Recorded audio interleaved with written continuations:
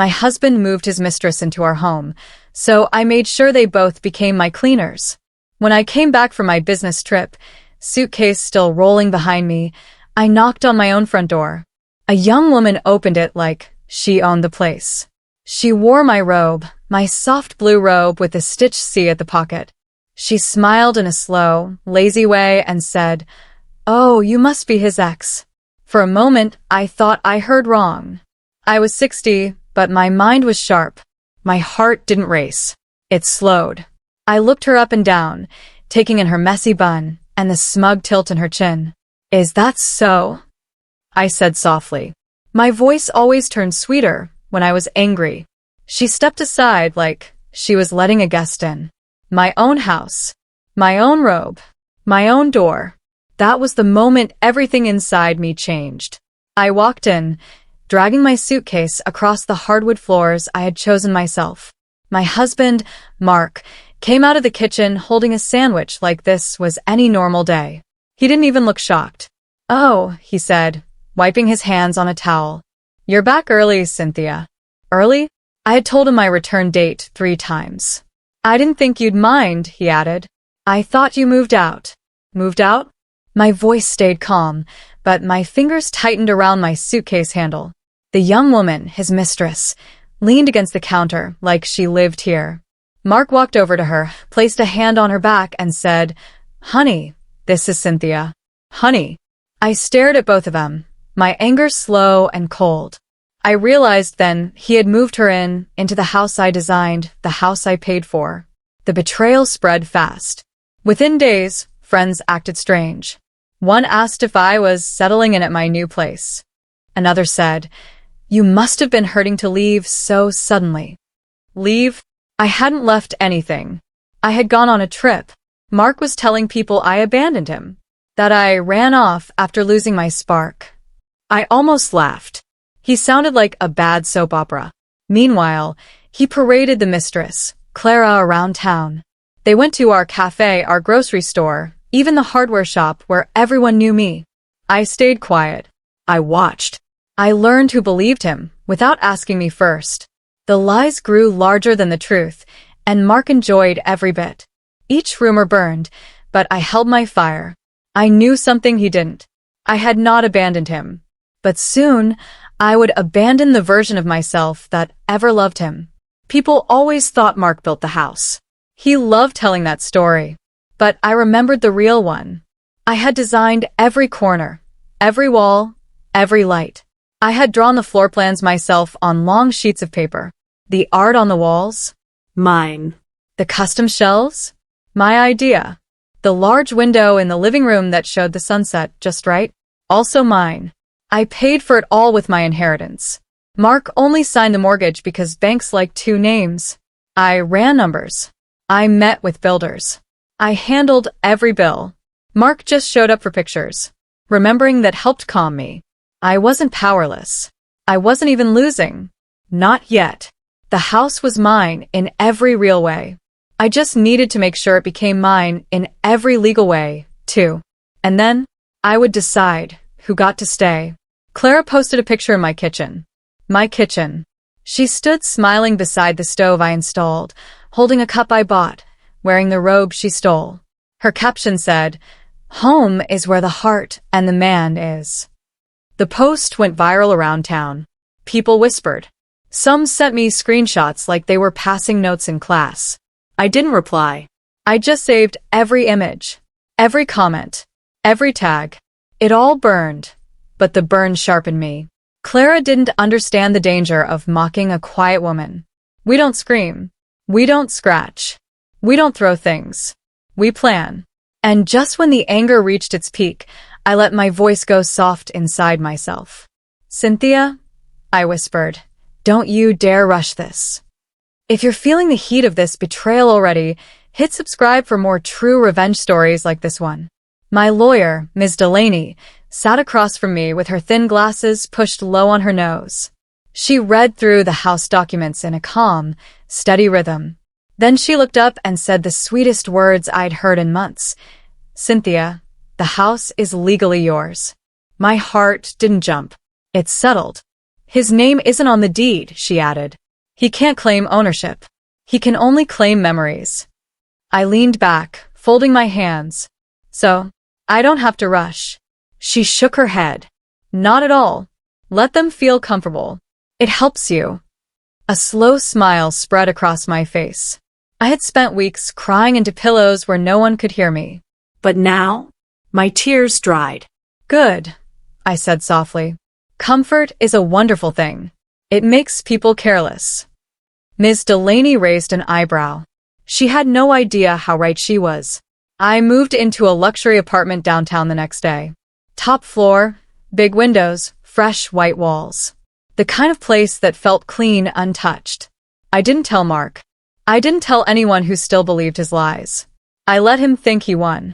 I even left a few things behind at the house, so it looked like I wasn't fully settled. A trick. A small one, but useful. He sent me a smug text that night. Glad we can all be adults about this. Hope you find peace. Peace? I laughed out loud. Soft and low. I wasn't looking for peace. I was looking for timing. I ate dinner alone by the window and watched the city lights blink awake. People said revenge made you bitter. Maybe for some. But for me, it made everything taste sweeter, especially freedom. Hiring the private investigator felt strange at first. I wasn't used to spying. But Mr. Doyle had kind eyes and a calm voice that made everything feel normal. He showed me how he'd gather proof, photos, videos, spending records. They won't see me, he said. Most people don't look up. Within days, he sent the first images. Mark and Clara laughing at a paint store, holding color samples. Then more images. New furniture carried into my house, workers scraping my walls, and invoices charged to my business card. My name. My money. Doyle gathered it all neatly into folders. Watching each file open felt like swallowing fire, but it also made me focused. They were building a life with my things.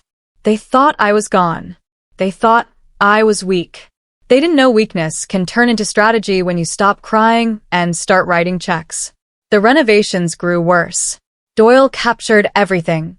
New lights, new chairs, even a huge mirror hung crookedly above the fireplace I'd chosen myself. Clara loved posting photos online. She didn't realize each post was evidence. And each delivery came with receipts linked to my business credit card. She signed my name in sloppy loops, like a child pretending to be an adult. I saved every receipt. My anger didn't flare anymore. It hummed, quiet and steady, like a machine turning on. They painted the living room a pale peach color, my least favorite shade. Doyle wrote, "Good. Damage strengthens your case." He was right. Every ugly choice they made worked for me. It was almost funny. Clara thought she was decorating her new home. Really, she was writing her own bill. And Mark was helping her hold the pen. I didn't yell. I didn't post online. I didn't march to the house and demand answers like people expected.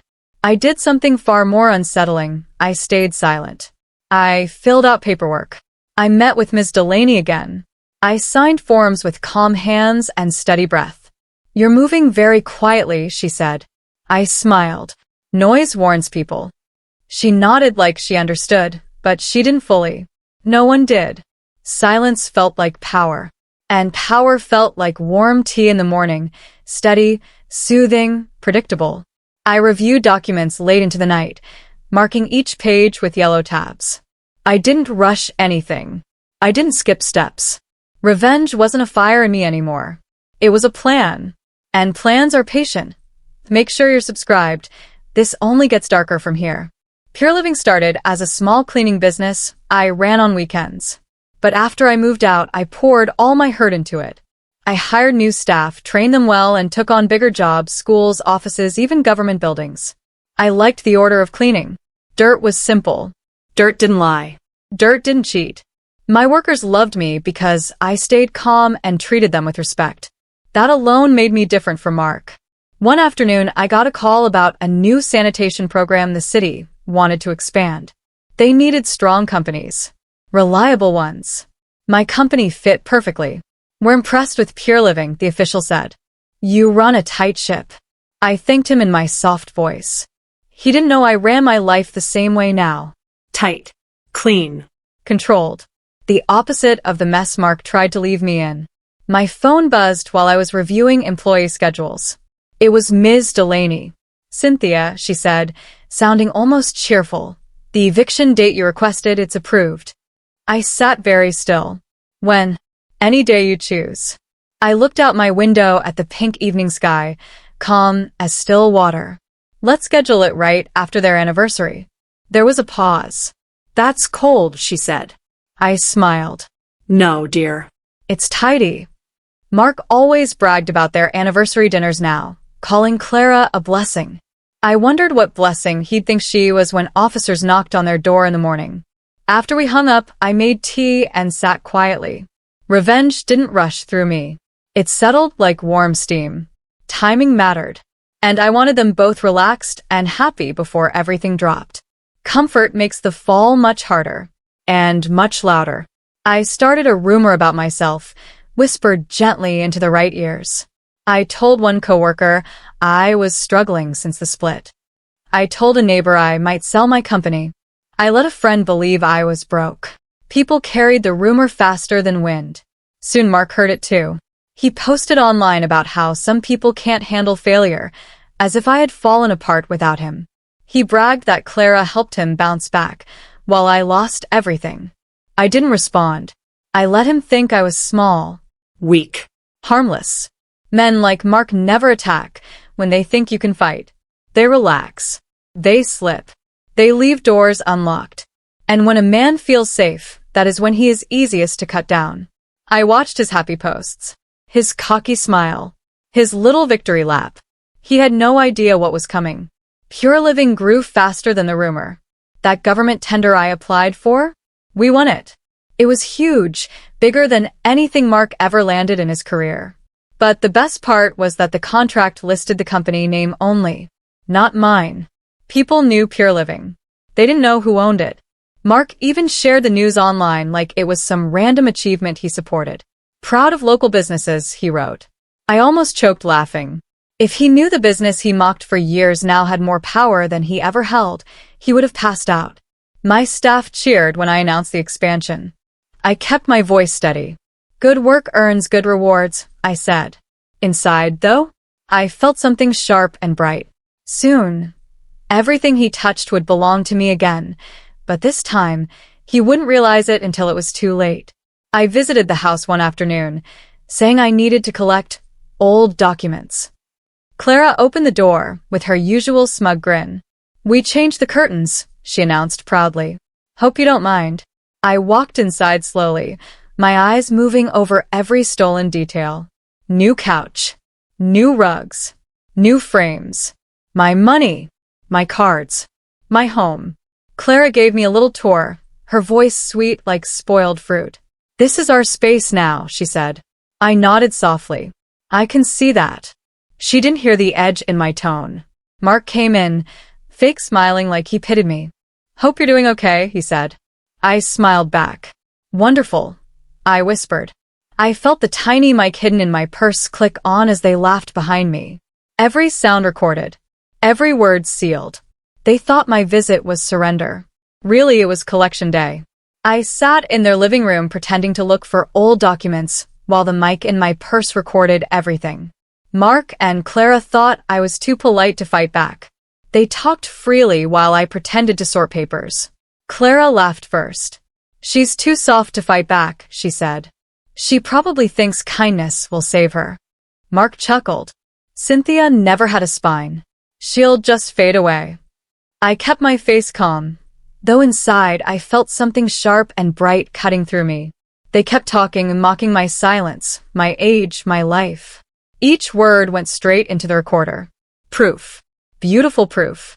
I closed my purse gently and said, "Well, I found what I need."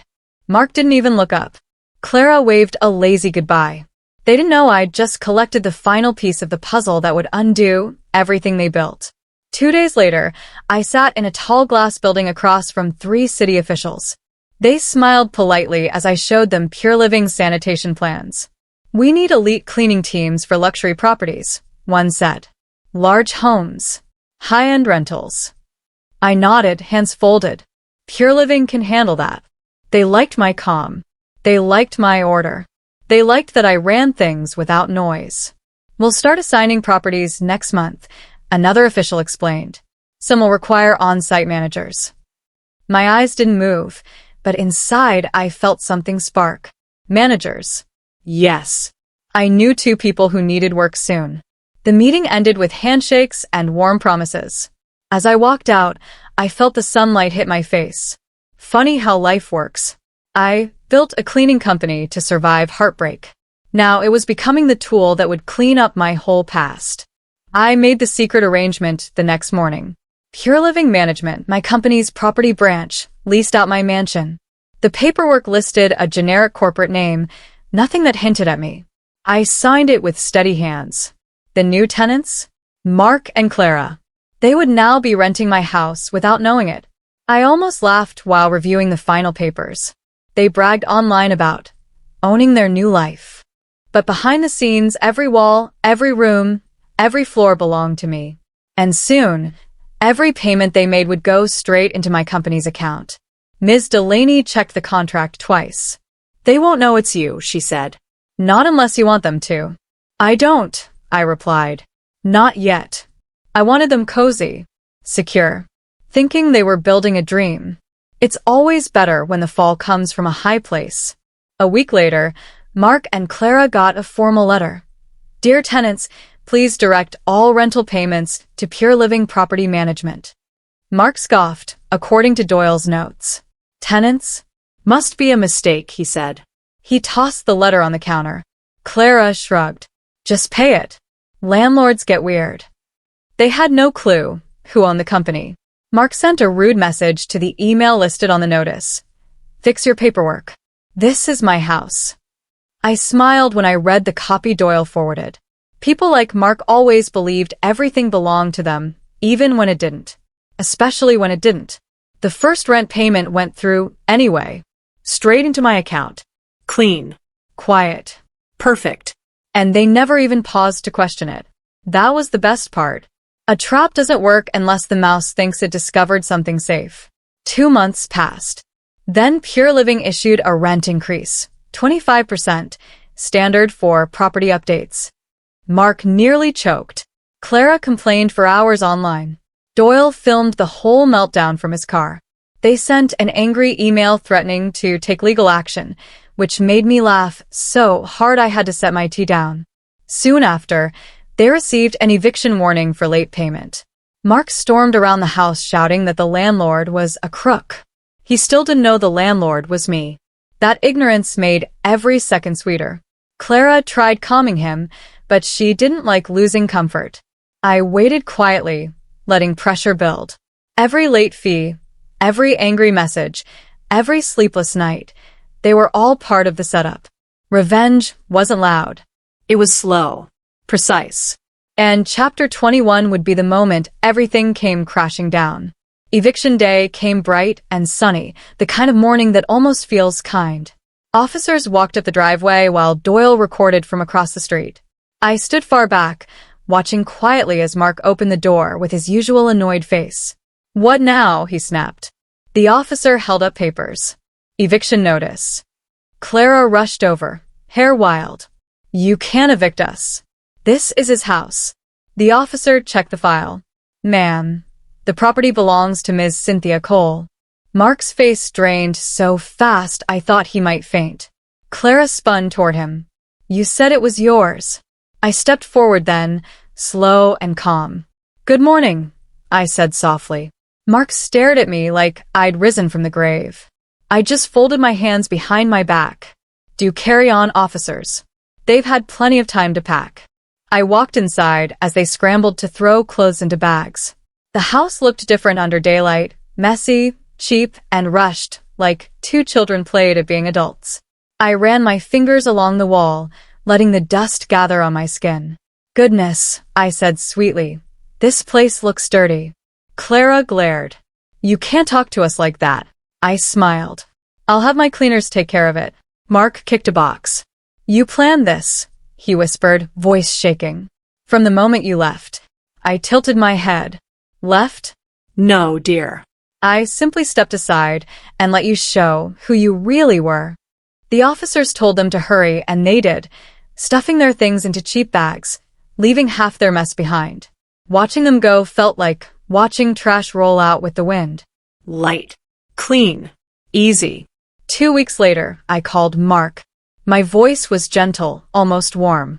I heard you're struggling, I said. Pure Living needs temporary staff for new contracts. Would you like work? He hesitated, pride fighting hunger. What kind? Site managers, I said. Simple tasks. Good pay. Clara grabbed the phone. Do you hire too? Of course, I said. We're very flexible. They agreed. Desperation makes people quick. I scheduled them for Monday, first shift.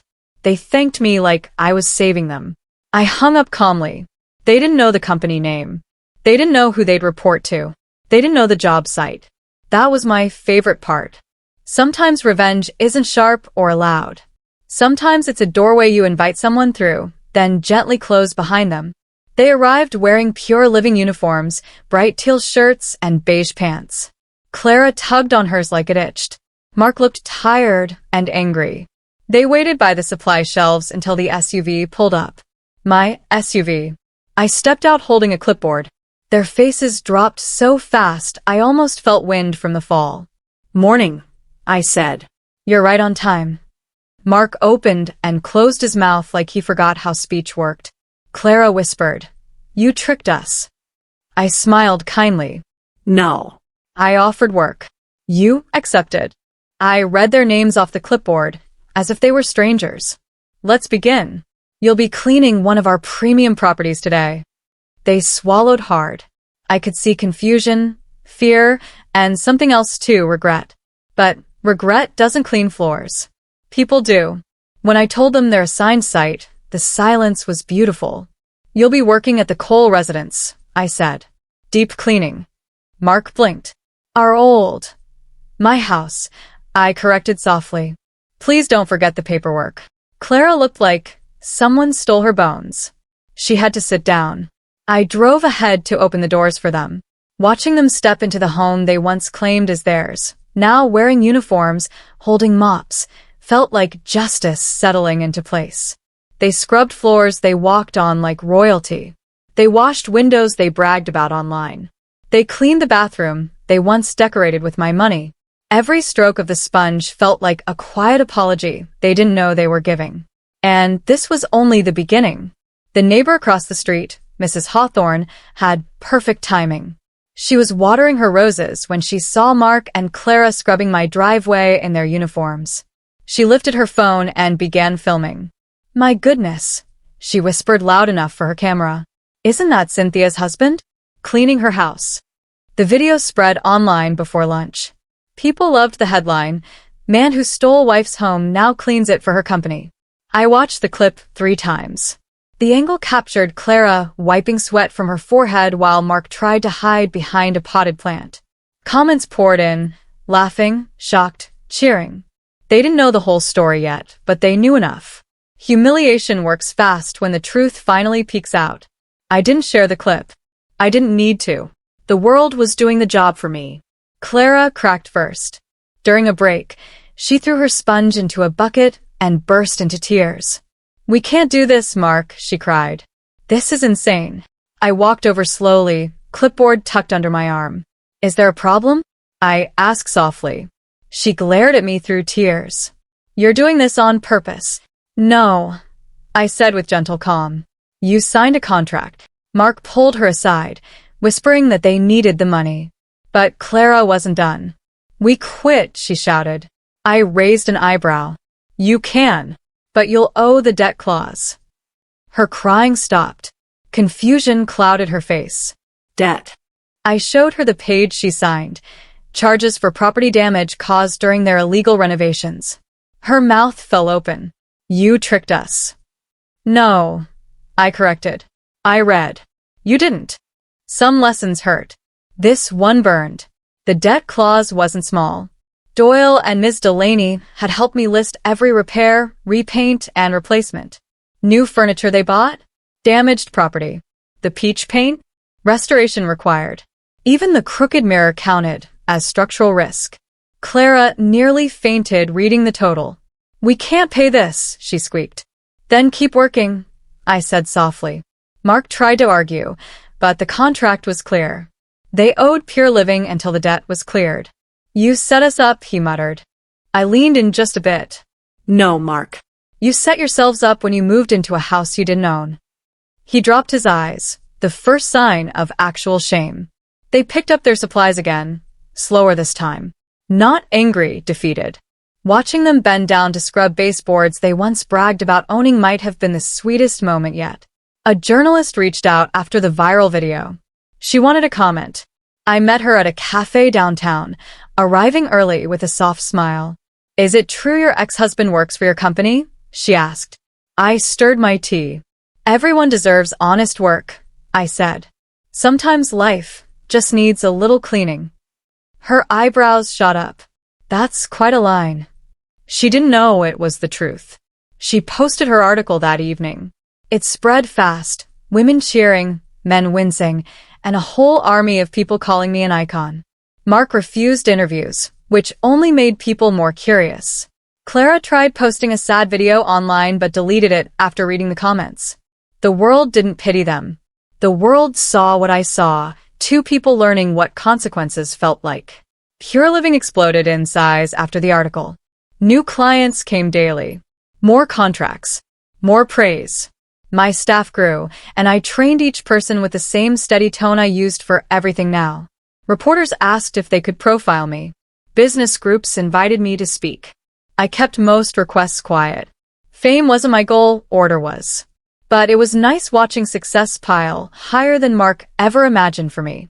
One night, as I reviewed budgets, I realized something simple and powerful. I no longer needed revenge to survive. I was thriving. Still, I wouldn't leave the story unfinished. Not when justice was finally stepping into the room. The next phase wasn't about hurting them. It was about balance.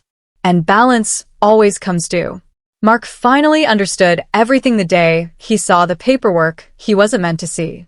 Doyle had placed a packet on my desk, and Mark, sent to drop off cleaning logs, accidentally caught sight of the company registry. Pure Living. Pure Living Management. Pure Living Properties. All under one owner. Me. His face went pale, then gray. You own everything, he whispered. I didn't rush my answer. I looked him in the eyes, soft and calm. Of course I do. He sank into a chair like the floor gave out under him. You planned this the whole time. I folded my hands. I planned my life. You stumbled into it. He shook his head, confused, ashamed, angry, lost. Why didn't you stop me? I gave a small smile. Because sometimes the easiest way to teach a lesson is to let someone write it themselves. Clara broke before he did. One morning, halfway through polishing the hallway floors, she threw down her rag and shouted, I can't do this. I'm done. Mark tried to calm her, but she spun on him. You said she was weak. You said she was finished. I leaned against the doorway, arms crossed loosely. You're free to go, Clara, I said gently. You only owe the remaining debt. Her eyes widened at the number. She grabbed her bag and stormed out, pushing past Mark. I'm not going down with you, she snapped. Her car screeched away. Mark watched in silence, shoulders sagging. He looked smaller without her, like a man finally realizing he wasn't the leader in his own downfall. I turned toward him. Well, I said softly, it seems you're short a partner. Luckily, cleaning is quiet work. Plenty of time to think. A national talk show invited me to speak about Pure Living success. I didn't plan to mention Mark. But when the host asked how I stayed strong after betrayal, something inside me settled. I gave a small smile. Women are called crazy when they fight back, I said. I just called it housekeeping. The audience gasped, then cheered. The clip went viral within hours. People tagged me in videos, memes, art, even t-shirts. Women messaged me saying my story gave them courage. Men commented things like, remind me not to mess with Cynthia. I didn't brag. I didn't clap back. I simply shared a picture of my crew and wrote, a clean life is a powerful one. Mark saw the clip. Doyle said he watched it 3 times, face blank. The world finally knew what I had known all along. I wasn't the victim. I was the storm. Mark's shame reached a new level when someone filmed him cleaning a public restroom in his Pure Living uniform. He wasn't doing anything wrong, just wiping sinks, but the internet can be cruel. The video spread everywhere with the caption, "The Mop Husband." People joked, edited music over it, even made dance remixes. Some felt bad for him.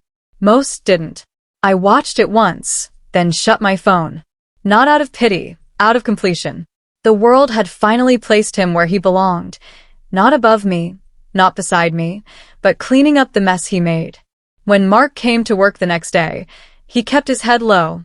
He didn't speak unless spoken to. And for the first time in all our years together, he seemed humble. Humility wasn't punishment. It was simply overdue.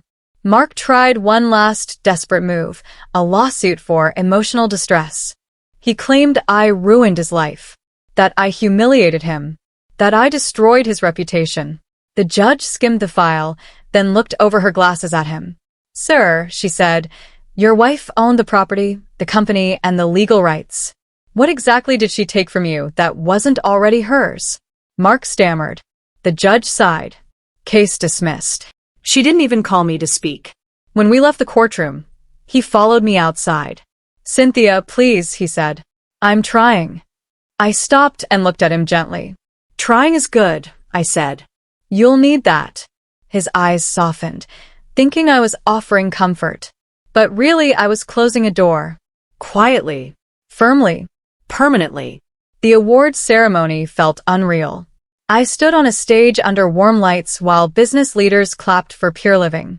When they called my name, Cynthia Cole, National Entrepreneurship Award, I walked forward slowly, steady as ever.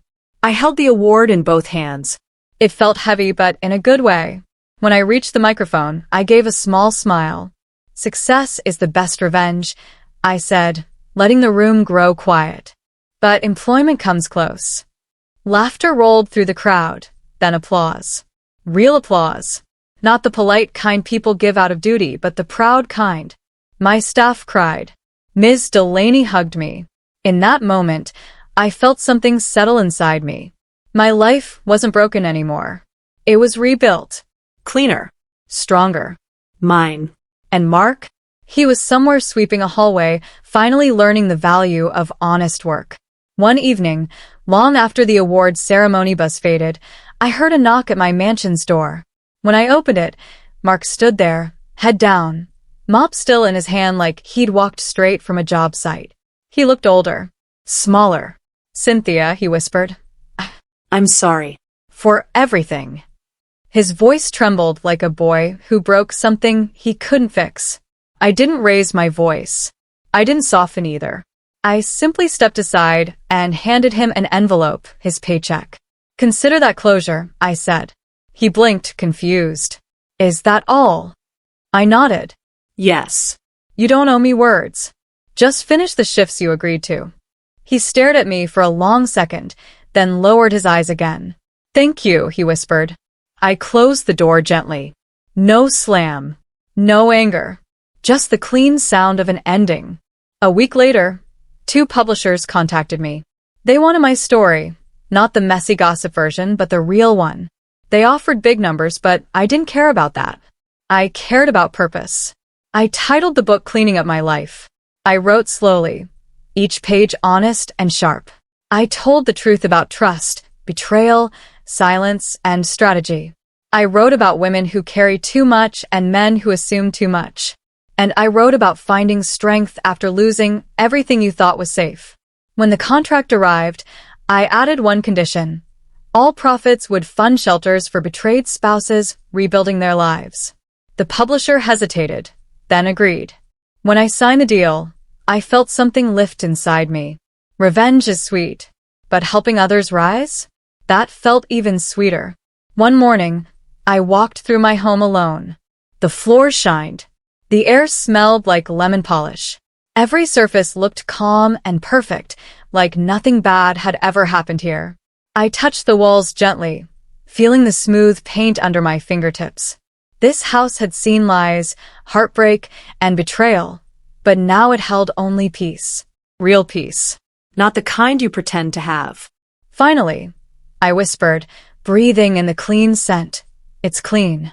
I stood in the living room where Mark once laughed with Clara, where they planned their little fantasy life. Now there was no trace of them.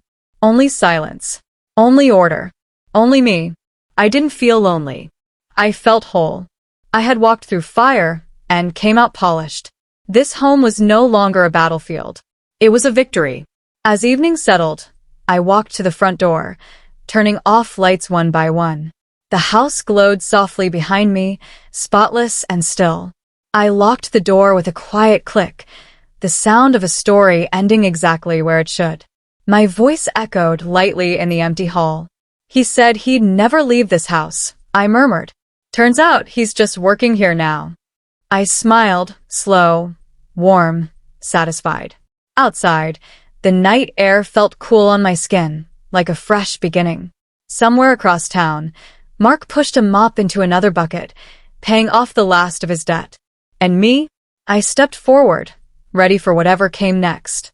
If you love this revenge story and want more just like it, make sure you're subscribed. There are plenty more to tell.